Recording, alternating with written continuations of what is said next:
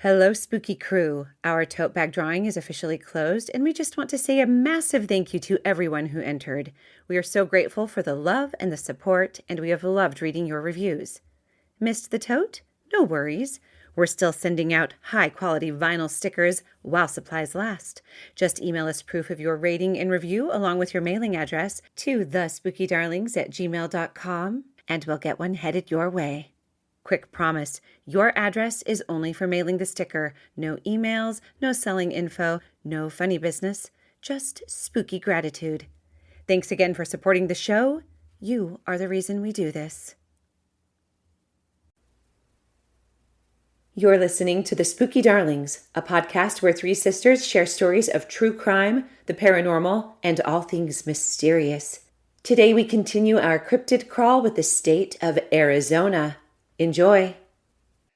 Hello, and thank you for tuning in. I'm Nettie. I'm Emily. I'm Haley. And today we're talking about Arizona cryptids as we work our way through the 50 states. And this one has been interesting. There are so many cryptids to choose from in Arizona. Yeah. And I think it'll be pretty fun. I can't wait to hear about both of yours. Yes. And who would like to go first?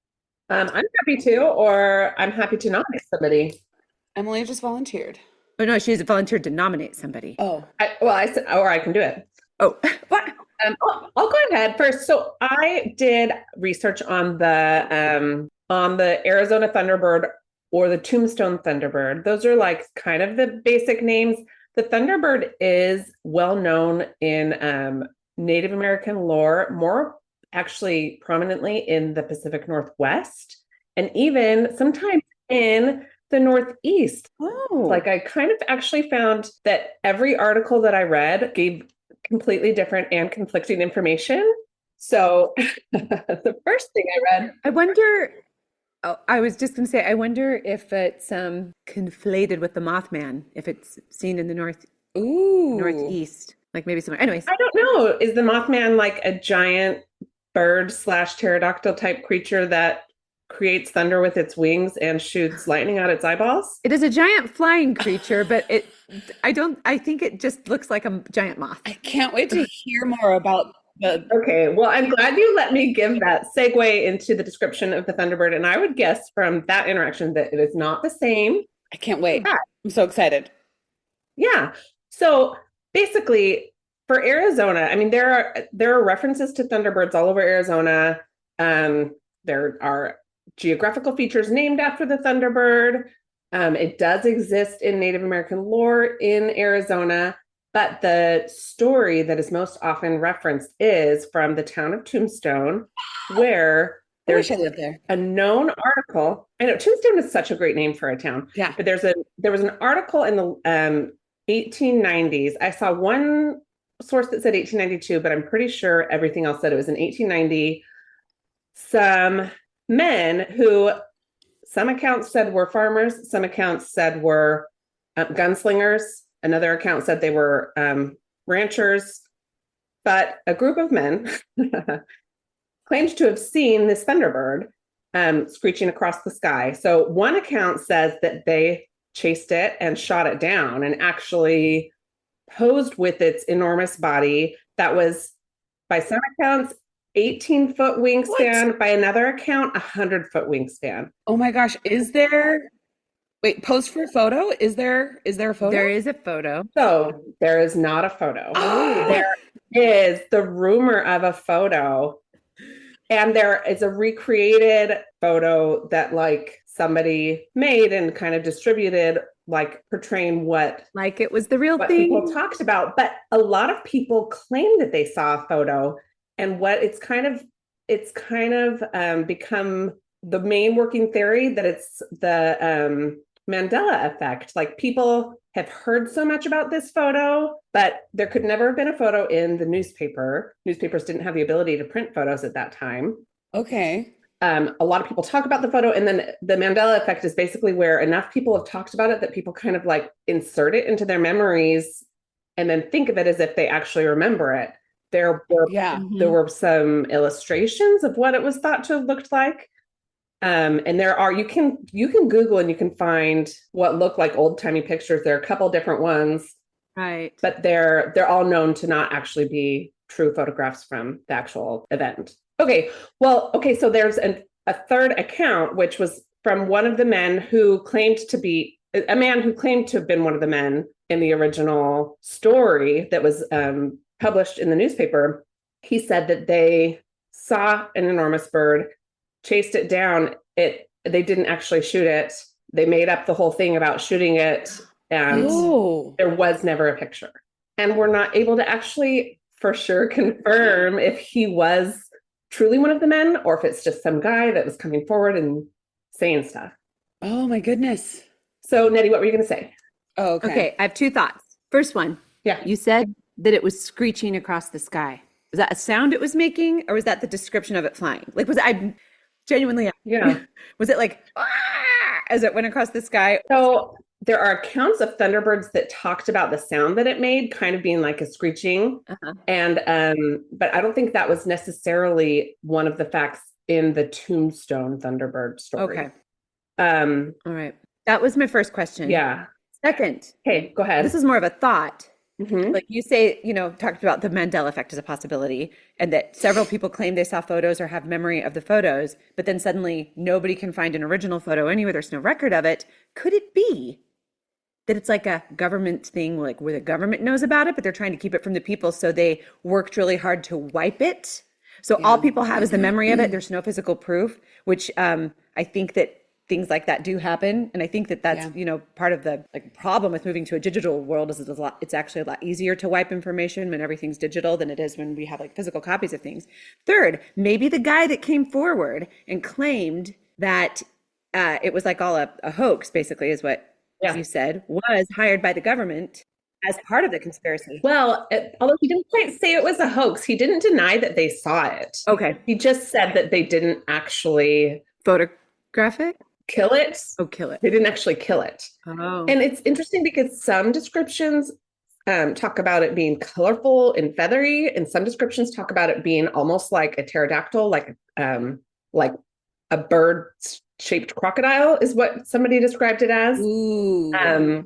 Bird-shaped crocodile. That's terrifying. Yeah. I think honestly, though, just the fact of the difference in, some people are saying it's 18-foot wingspan, which, you can picture that would be as big as the room that you're in pretty much. But 100-foot wingspan is insane. That's a large plane, that's, yeah.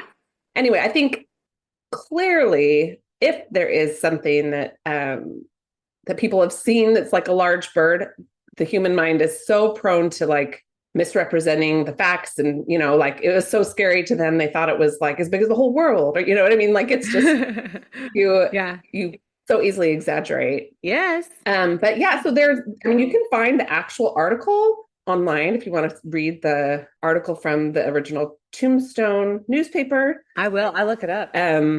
But you find an actual true picture from 1890. But it's just kind of one of those fun things where, people kind of claim to have seen it, and then there's no proof. So that is the story of the Tombstone Thunderbird. Well, now this is a perfect segue. You think Tombstone? I wrote this down after you said Tombstone. We should probably move You there. think Tombstone is a great name for a town? Well, have you heard of a town called Two Guns? Ooh, I still want to live in Tombstone. Yeah, you don't want to live in Two Guns. It's a ghost town now. But okay. No, wait, I do want to live in Two Guns. Okay, the cryptid I'm going to tell you about has its sightings have happened in a town close to Two Guns, Arizona. Now, this creature is called the Aswang, and it's spelled Aswang. And the creature itself is of Filipino origin, but I'll tell you guys a little bit more about that later. I'm going to kind of talk about the sightings in Two Guns, Arizona. Can we talk about how we really want to pronounce it? Well, I want to say Aswang. Yeah. Very badly, and I'm a little disappointed. It's Aswang.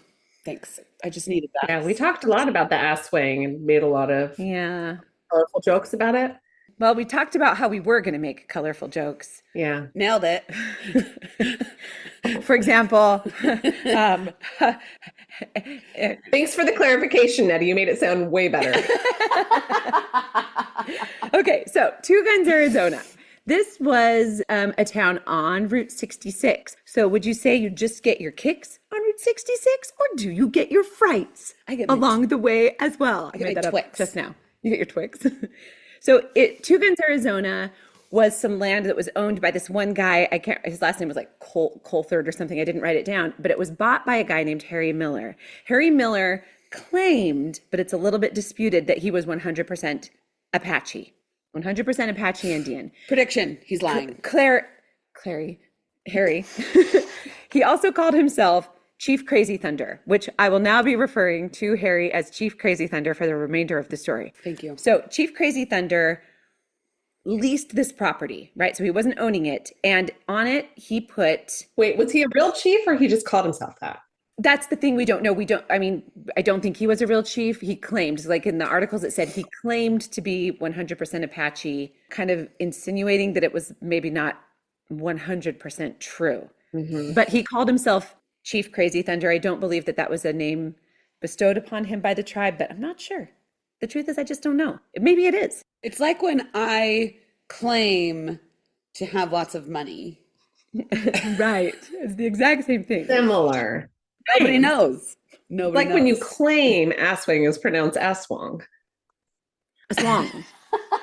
I believe it's Aswang with the emphasis on the second syllable. Okay, so let me tell you about Chief Crazy Thunder. So he built sort of this trading post museum kind of zoo. It was like a zoo on top of this place called the Apache Death Caves, basically right on it.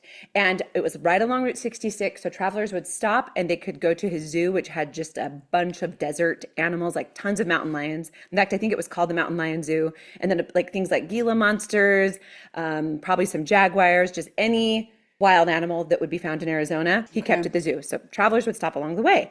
Eventually, like Highway 40 or Route 40 or Interstate 40 was built, and people stopped bypassing Route 66. They stopped going along Two Guns, and Two Guns became a ghost town. But the Apache Death Caves are called the Apache Death Caves for a reason, right? They're in like Navajo Apache history, and I don't know very much about it, but I know that they were warring tribes. The area around Two Guns, Arizona was considered Navajo land, kind of Navajo territory. And all of these raids were happening where Apache warriors were coming into Navajo villages and just slaughtering everybody and then disappearing. Like these are like vast plains, like it's hard to disappear. There's not forests to disappear into. And so the Navajo would send out scouts to try to find the Apache soldiers, and they could never find anything. They could never find them. And so one time a really bad raid happened where they came in and they slaughtered an entire village and only left 3 girls alive. And I'm not sure how the message got back to the other Navajo, but basically the other Navajo heard that this entire village had been slaughtered, everybody, and 3 young girls had been taken by the Apache. So they got very angry and they went and the Navajo got very angry and they went to look for the Apache soldiers or warriors. And as they were like, riding their horses over some land, one of the Navajo noticed that there was like warm air puffing up out of the ground and smoke. And so what he realized is that he was standing on top of a cave system, and that the Apache were underneath him, and that they had a fire going, and that was a vent that was letting the fire out. Oh, So the Navajo soldiers scouted around, found the opening to the cave. They checked everywhere else to make sure there were no openings large enough, because this opening where the smoke was coming out wasn't large enough for a human to get through. Made sure that there were no other openings, and then they set a fire at the mouth of the cave with like sagebrush, and they set the fire so big that the Apaches would not be able to escape. Meanwhile, inside the cave, the Apache realized what was happening, so they had a little bit of water stored in there, and they had their horses. Like this cave was big enough that they had their horses. They slit the throats of their horses, used the blood from the horses and the horses' bodies to try to stop up the mouth of the cave to keep the smoke from coming in. But they were unsuccessful. The smoke came in, and there's a couple different versions. One of them is that they had a conversation with the Apache before they lit the fire, or there's this one where one Apache brave managed to escape out, and the Navajo confronted him, and he begged for his life, begged for mercy. And so they agreed. They said, okay, we'll give you your life as long as we can go in and get all of our belongings that you have hidden in the back of the cave, everything that you've stolen. And if you tell us where the 3 young girls are that were kidnapped. Oh my goodness. So the young brave that escaped, the Apache brave, like admitted that the girls had been killed, had been essentially tortured to death by the Apache. Oh, and this no. made them angry, and they ended up killing the Apache, the one surviving Apache. So 42 bodies were basically sealed into that cave, or not sealed, but like died from smoke inhalation. It wasn't even fire. They didn't burn to death. They died from the smoke, not being able to get out of the cave. And the Navajo said they could hear the Apache singing their death chants because they knew they were going to die. They knew it was surefire death. There was no way out. And so in this place, that's why it's called the Apache Death Cave, were like littered the bones, the skeletal remains of these 42 natives, right? Apache warriors. Now, Chief Crazy Thunder, as part of his tourist thing, would take people on tours of the cave, and he put in like electrolytes and everything, electric lights, and electrolytes are a hydration. Electrolytes, electric. Everybody left Electric really hydrated. So he would sell the bones of the Apache as at the gift shop. I don't like Chief Crazy Thunder. Ew, gross. Kind of like he was like a wheeler and a dealer. He was going to figure out a way to make it work. But a lot of people think that sort of has led to these caves being cursed. No native people, I found a Reddit post by an Apache descendant, and he said he was a direct descendant of men who died in that cave. He did go in and sit there and explore, but he said kind of tribally, they're told not to go. Nobody uses the caves. They're kind of considered cursed and haunted. Now, this is where the Aswang comes in. Any questions about what I've said so far? I do want to just say, I know I'm not supposed to do side research, but Arizona State University News says that for sure Miller or Chief Crazy Thunder was not Apache at all. Oh my gosh, thank you. And it's fine. I'm fine with you doing side research, by the way. You're welcome. There was no way I was going to Google that. No. He was also bitten on the nose by a Mogollon Monster.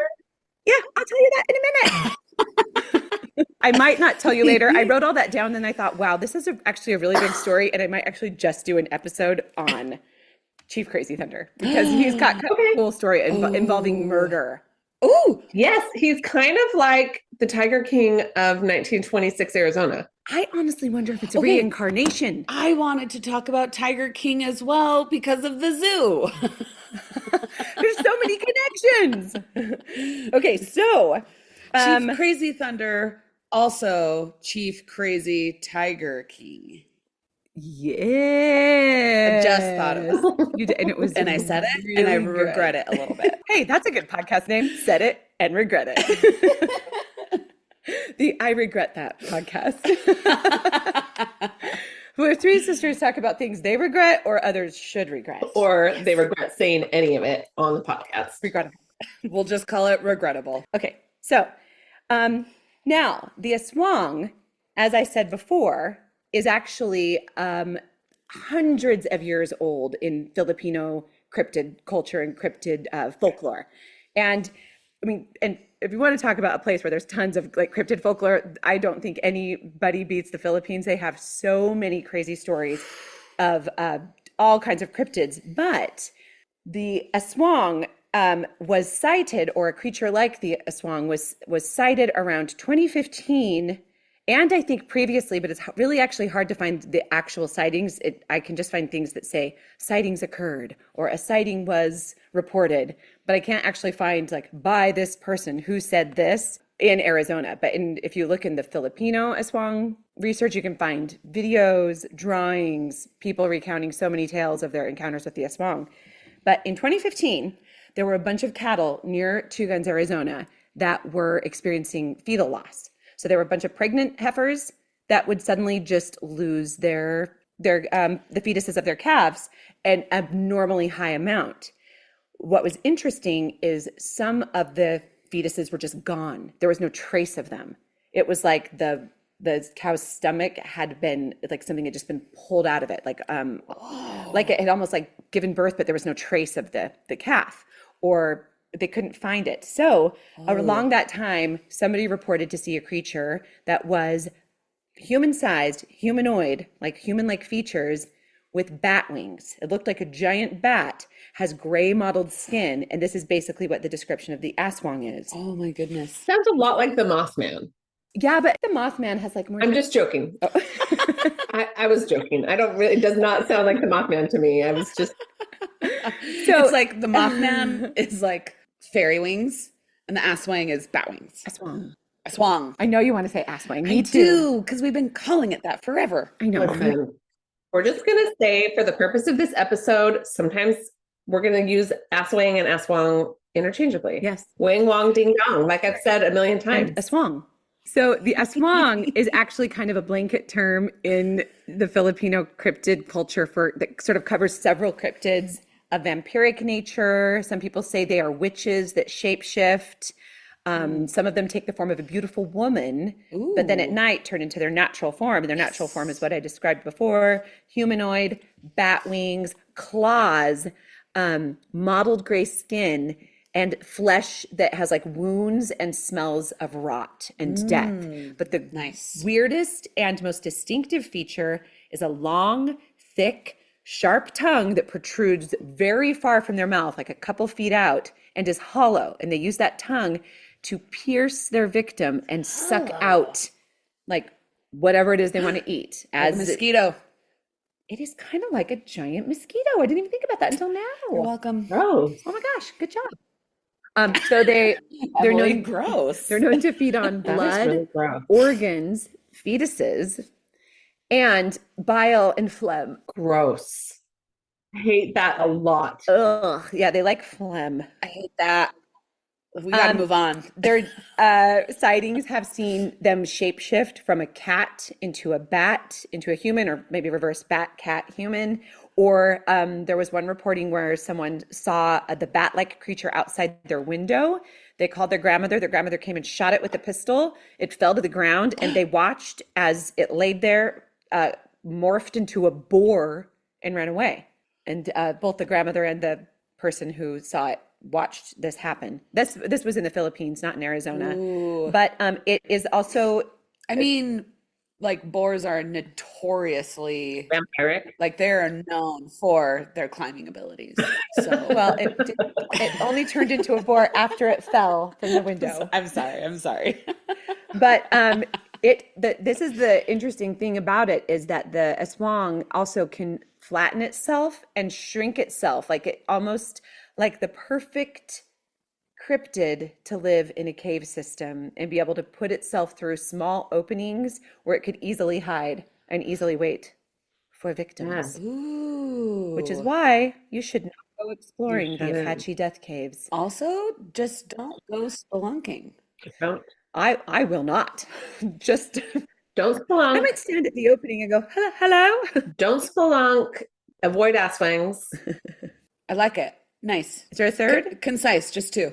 I was trying to think of a third. I mean, I was going to ask, how many of these experiences have they confirmed are not the result of hallucinogenics? Well, what's interesting is I didn't see anything about hallucinogenics, but if you go not the Arizona aswang, but the Filipino aswang, as you know, the Philippines is made up of something like 200 plus islands. And there's a particular island in the Philippines where the aswang is supposed to be like the most sightings have happened. But the group of people there have also been known to have a disease called like, something Called I see things that aren't there. called something Parkinsonism. It's like, and it basically causes the tongue to swell, harden, and protrude. And causes the skin to kind of get a mottled appearance. And so a lot of people are saying that perhaps it's also a genetic condition. And so historically on these islands, people were very isolated to a particular genetic group. So it's possible that that's kind of like where maybe the folklore about the aswang started and then kind of took off from there. Whoa. But people that have seen the aswang shapeshift, like they're very clear that you don't believe it's true until you see it. And no one will believe you because it just seems so fantastical. Yeah, so unreal. And, like explanations. When I was doing the research on the cattle, it took me to all the scientific explanations why cows would spontaneously abort fetuses and why a fetus would be missing, which made sense. but aren't as much fun as thinking the Aswang did it. Yeah. That's it. Or aliens. Or yes. And that's it. That's the story of the Arizona Aswang Nettie, that was great. or Wow. Aswang. You told us. I do prefer Aswang, but We all do. I do too. It just has that je ne sais quoi, a sexual element. Yeah. Makes you think about something you shouldn't. it's like how I wish the word vagabond was pronounced vagabond. I love that so much. Tell us when you heard that. Oh, I chuckled so hard. I was so happy that you sent us that.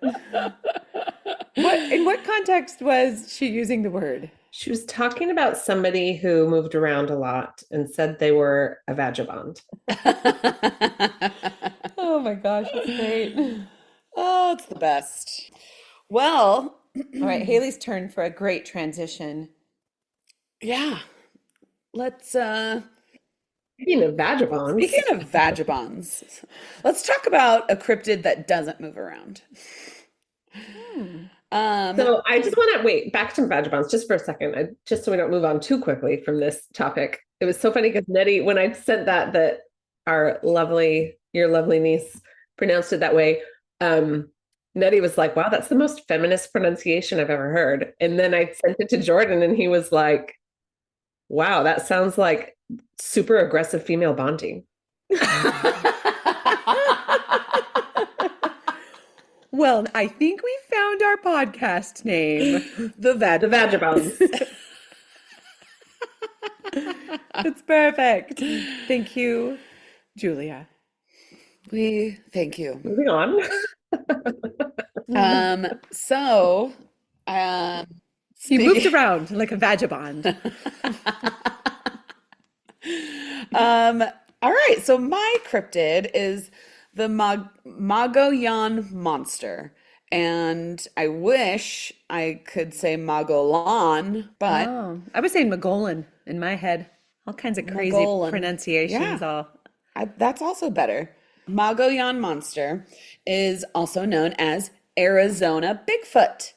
And it gained notoriety after a hairy beast raided a Boy Scout camp back in the 1940s, terrifying a group of boys, and a monster covered in hair ran into a camp and then ran away. So I like to picture that as like a guy in a gorilla suit ran into a Boy Scout camp and goes, "Wah!" Poor guy's just stuck in a gorilla suit. Trying to get out. What'd you say, Emily? I said the poor guy's just stuck in a gorilla suit trying to get out. Yep. Help! Can't. But he can't talk, so he's like, Yeah. It impedes his ability to speak. Yes. And he's been terrifying the school of Scouts. animals that are learning to talk. Yes. I think that's my favorite episode of Over the Garden Wall. It's in my top 4. Yay! Is it how many episodes are there? 12? It's in my top 12. 4. There are 4 episodes. It does feel like there's more though, Nettie. I get it. does. So the Mogollon Rim is a topographical and geological feature cutting across the northern half of the U.S. state of Arizona, and it extends approximately 200 miles, starting in northern Yavapai County and running eastward, ending near the border with New Mexico. And it forms the southern ridge of the Colorado Plateau in Arizona.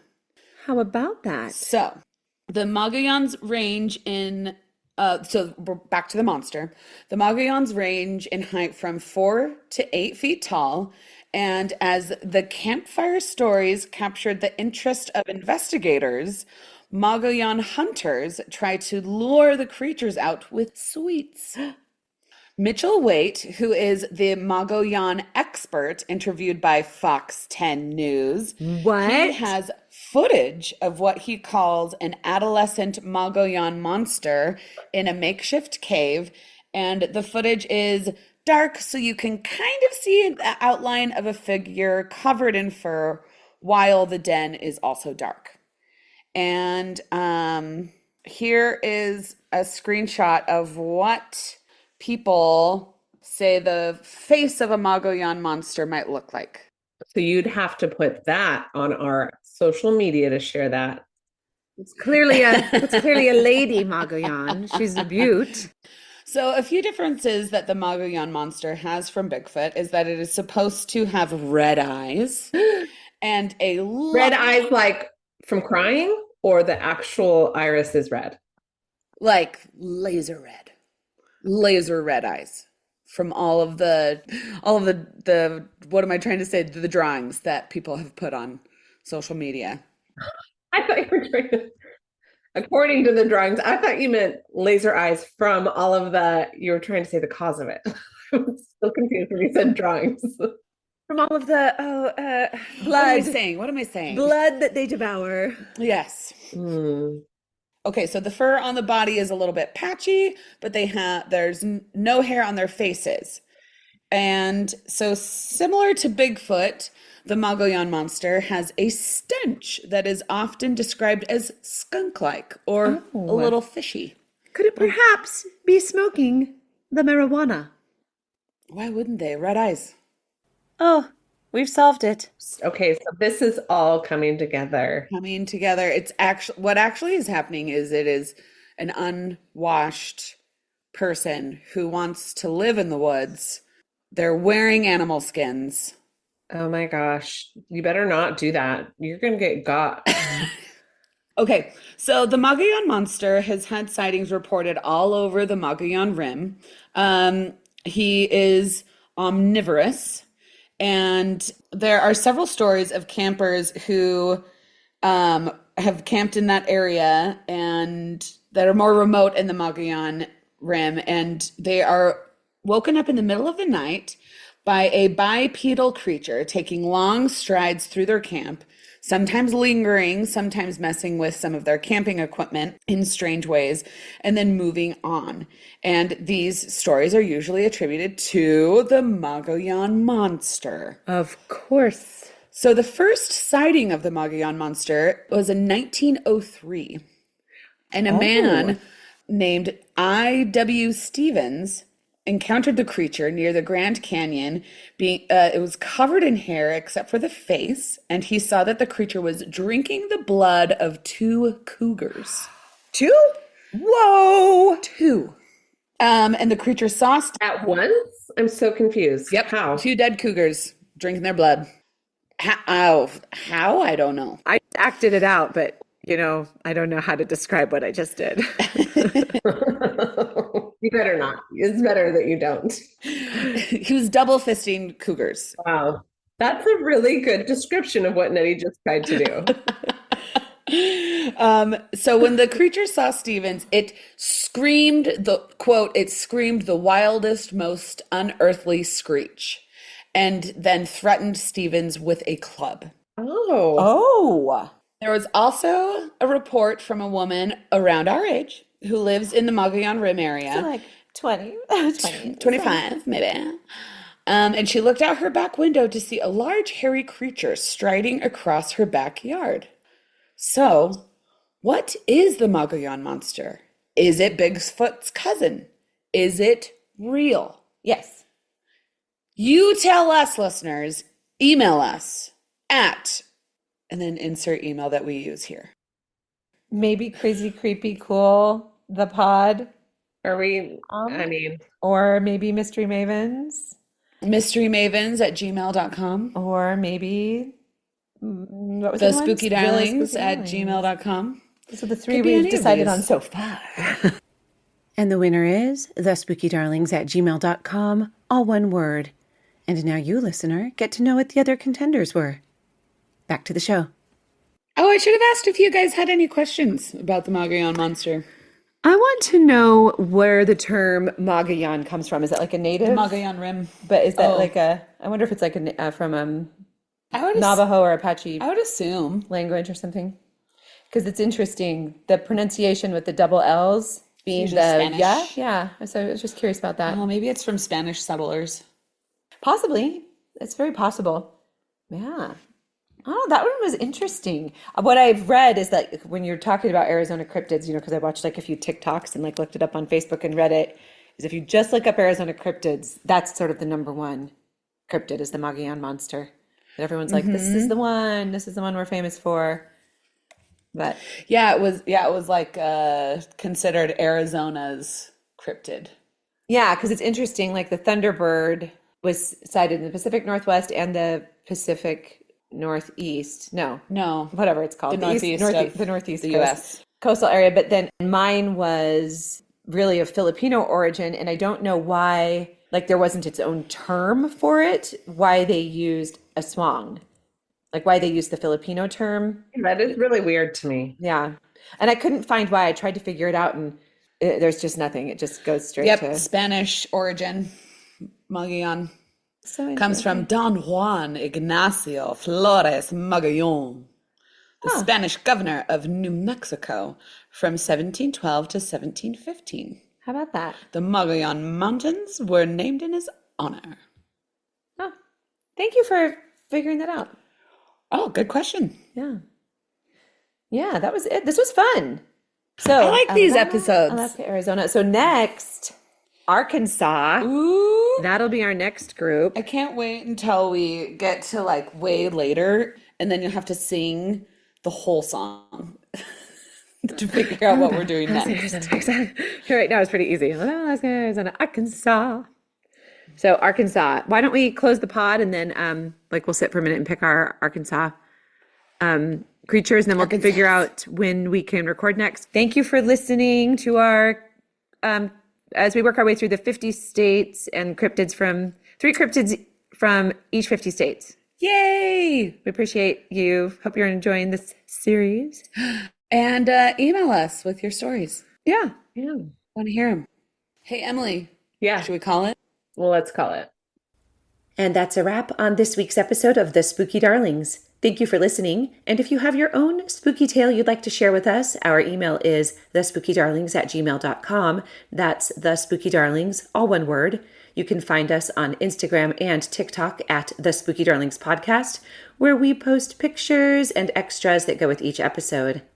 If you enjoyed what you heard today, please leave us a review and a 5-star rating. This helps other spooky souls find us. The best form of praise is word of mouth, so tell your friends. Just like the shadows are never really empty, our stories are never really over, and we'll be back next week with more creepy tales. Until then, goodbye. 5 stars. Before we disappear into the shadows, don't forget, we're still sending out vinyl stickers. Leave us a rating and review and email us proof to thespookydarlings@gmail.com along with your mailing address, and we'll send you some spooky snail mail while supplies last. And if your heart is still mourning that tote bag, may we gently tempt your way toward our merch store at thespookydarlings.printful.me. Treat yourself. You deserve it. Thanks for listening. And as always, stay spooky.